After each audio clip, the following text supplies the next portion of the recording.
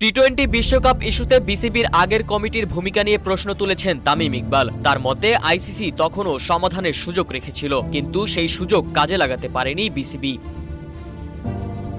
বিশ্বকাপ না খেলতে পারার হতাশা প্রকাশ করতে গিয়ে ফিরে যান ১৯৯৭ সালের স্মৃতিতে। কেনিয়ার বিপক্ষে জয় আর বিশ্বকাপে জায়গা করে নেয়ার উচ্ছ্বাসের কথা তুলে ধরে তামিম বলেন, সেই সময়ের উদযাপনই দেশের নতুন প্রজন্মকে ক্রিকেটের প্রতি আকৃষ্ট করেছিল।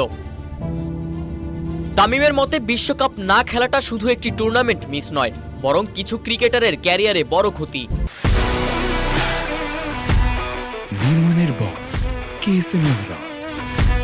কারণ অনেকের জন্য হয়তো সেটি হতে পারত শেষ বিশ্বকাপ। বিসিসিআই এর সঙ্গে সম্পর্ক নিয়েও ইতিবাচক বার্তা দিয়েছেন তামিম। বর্তমান বিসিসিআই সভাপতি মিথুন মিনহাসের সঙ্গে ব্যক্তিগত সম্পর্কের কথা উল্লেখ করে তিনি বলেন, বাংলাদেশে ভারতীয় দলের নিরাপত্তা নিয়ে কখনো কোনো সমস্যা ছিল না। তামিম মনে করেন, বাংলাদেশে ভারতীয় দলের একটি সিরিজ আয়োজনই হতে পারে দুই বোর্ডের সম্পর্ক আরও এগিয়ে নেওয়ার বড় সুযোগ। ক্রিকেটের মাঠেই পুরনো দূরত্ব ভুলে নতুন অধ্যায় শুরু হোক, এমন প্রত্যাশাই এখন ক্রিকেট প্রেমীদের।